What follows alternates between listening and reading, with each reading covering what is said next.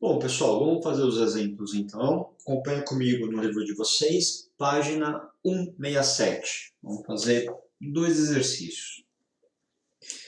Começando pelo R1. Bom, ele fala assim pra gente. Entre as atividades físicas que pratica em uma academia de ginástica, uma moça faz exercício sobre uma bola calibrada inicialmente com pressão de 2 vezes 10 a quinta newton por metro quadrado. Lembra que eu disse que newton por metro quadrado é uma outra unidade de pressão que pode aparecer nos exercícios e está dentro do SI. A gente pode usar também. Então vamos colocar aqui, ó, que a pressão inicial é igual a 2 vezes 10 a quinta newton por metro quadrado. E que a temperatura ambiente é igual a 27 graus Celsius. Então, temperatura inicial, 27 graus Celsius. Aqui não pode, porque está em graus Celsius. Então, eu vou ter que converter isso para Kelvin. Para converter para Kelvin, lembra que tem que somar 273. Então, mais 273, eu tenho que a temperatura inicial vai ser de 300 Kelvin. Convertido, já deixa alinhado para você não esquecer. E aí fala que a variação de volume da bola foi desprezível, ou seja, não teve variação de volume. Eu já consigo enquadrar em qual daqueles casos ele está, se é isocórico, isotérmico ou isobárico, né? E aí ele fala que mas a sua temperatura aumentou em 3 graus Celsius. Então, a temperatura final aumentou em 3 graus Celsius, então como tinha 300 Kelvin, aumenta mais 3, temperatura final 303 Kelvin. E ele quer saber e considere como sendo um gás ideal. Aí a alternativa A pressão interna final da bola é maior, menor ou igual à sua pressão inicial? Bom, vamos ver o que está acontecendo. A bola não teve aumento de volume e nem diminuição. Ela manteve o volume totalmente constante. Então a gente já sabe que essa foi uma transformação isocórica ou isométrica. Então, foi uma transformação isocórica, porque o volume não mudou.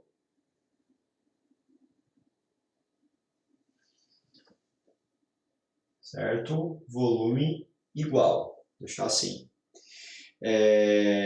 Então, a pressão, o que vai acontecer? Bom, como sobrou só temperatura e pressão, e ele já disse que a temperatura teve aumento, consequentemente a pressão vai aumentar também, porque lembra que faz parte de que essas duas grandezas são diretamente proporcionais. Mexeu em uma, mexeu na outra. Então, ele pergunta se a pressão interna final da bola é maior, menor ou igual à pressão inicial. Então, o que eu posso dizer? Se não aumentou o volume e aumentou a temperatura, consequentemente, a pressão vai ser maior, vai aumentar a pressão. Então, resposta do item A. Se não aumentou o volume,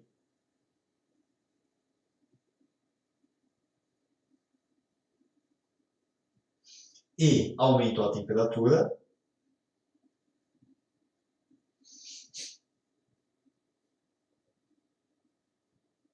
logo aumentou a pressão.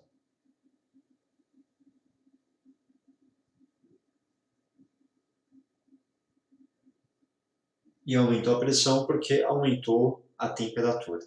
Então, uma mexeu com a outra. Na formulinha do pivete, né, que a gente já viu.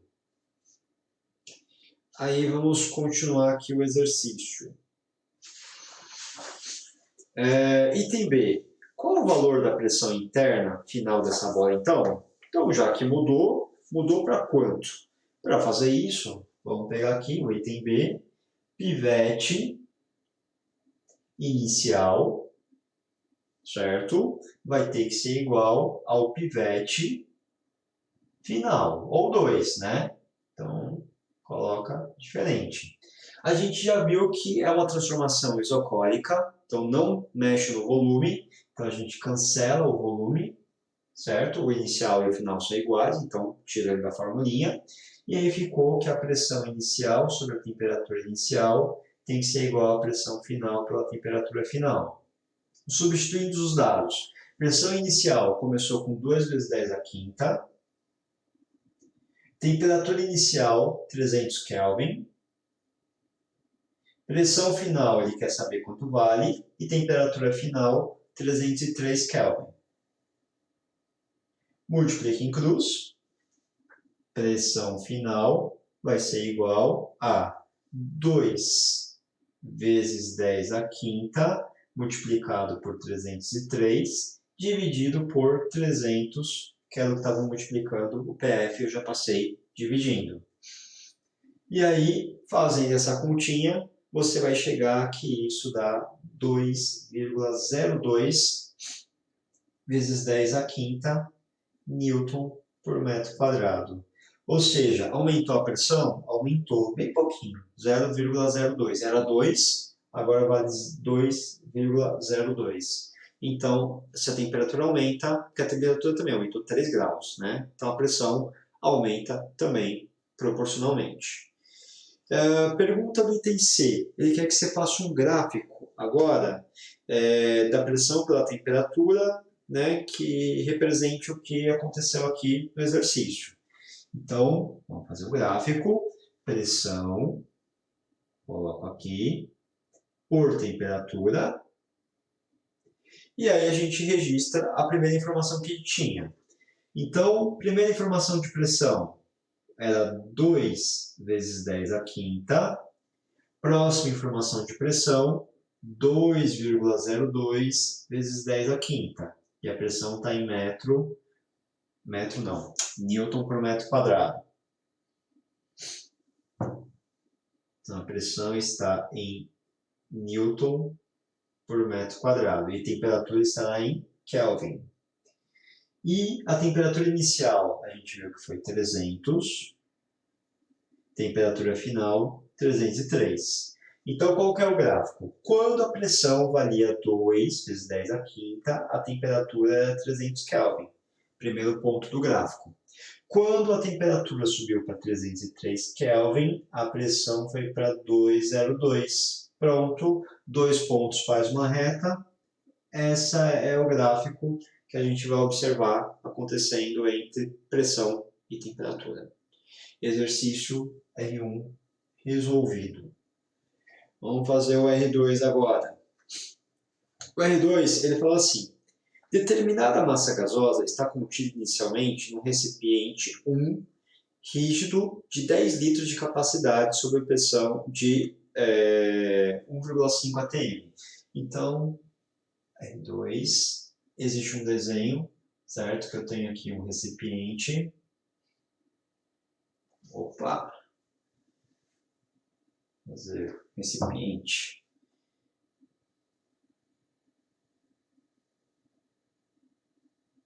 Então, aqui é o recipiente 1 e aqui é o recipiente 2. Está fechadinho, tá? A válvula que conecta os dois. O 1 está completamente cheio. E ele diz que no recipiente 1 eu tenho um gás, certo? Que está ocupando aqui um volume de 10 litros e que ele está a uma pressão de 1,5 atm. Então, essa é a outra unidade que eu posso expressar pressão. E ele fala que um tubo de volume desprezível, rígido, né, com uma torneira que conecta os recipientes 1 e 2, também é rígido, o recipiente 2 também é rígido e tem um volume desconhecido. Não sei quanto vale o volume do 2. Então, esse aqui é o volume do 1, pressão do 1, e o volume do 2, ele já me disse que é uma coisa desconhecida. Aí ele fala que, inicialmente, está vazio o recipiente 2 e ele vai ficar totalmente preenchido pela massa gasosa após a gente abrir a torneirinha e deixar vazar o gás para o recipiente. O gráfico a seguir representa a pressão e o volume e a massa gasosa do estado inicial A até o estado final B, quando o recipiente 2 fica plenamente preenchido. Então ele mostra aqui um gráfico, vamos só reproduzir para a gente entender o que está acontecendo com esse gráfico, que é um gráfico de pressão em atm por volume em litros. Então uma coisa mais ou menos assim, que mostra aqui um ponto A, que ele tinha 1,5 atm e volume de 10 litros, e depois um ponto B, que ele passou a ter um volume de pressão de 0,3 e um volume VB, que ele não diz quanto vale. Bom, aí ele quer saber qual é o tipo de transformação gasosa expressa nesse gráfico. Olha, tem variação de pressão, tem variação de volume, mas ele não fala nada de temperatura. Ou seja, a temperatura dele não mudou. A temperatura dele não houve alteração. Então, a gente está naquele caso das transformações isotérmicas. Não mexeu na temperatura do gás. Então, porque ele só me deu pressão mudando e volume que está mudando também. E temperatura, como eu não disse nada, então é uma transformação isotérmica.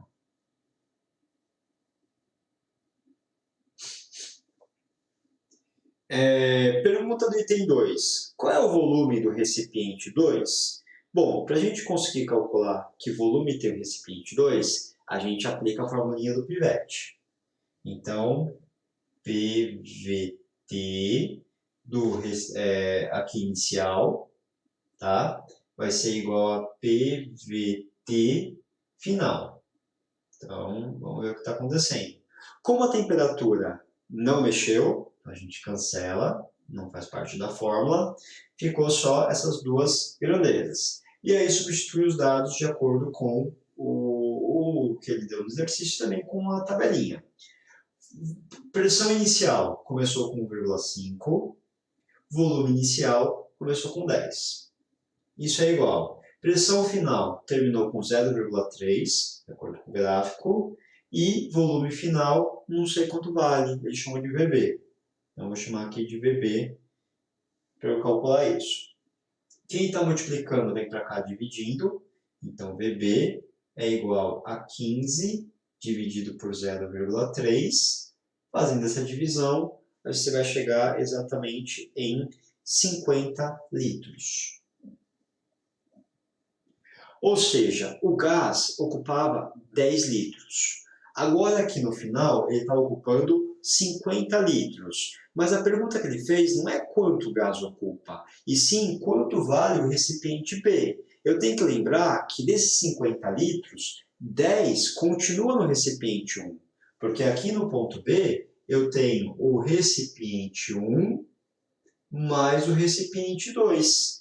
Então, esses 50 que eu estou achando, ele está embutido a soma dos dois recipientes. Como eu já sei que não tem 10, consequentemente, para dar 50, o 2 tem que ter 40.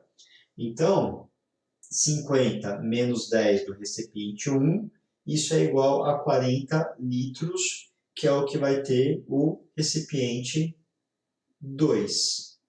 Então, o recipiente 2 tem que ter 40 litros. Porque aqui eu analiso o gás como um todo. E o gás como um todo está ocupando todo o espaço. Não só o 2. Não foi uma coisa que saiu daqui e veio para cá. Tá? Não, ele continuou um pouco ali. Né? Gás se espalha de qualquer jeito. Então, não foi bonitinho vir todo mundo para cá. Né? Só deu uma aliviada. E vamos lá. Pergunta número C.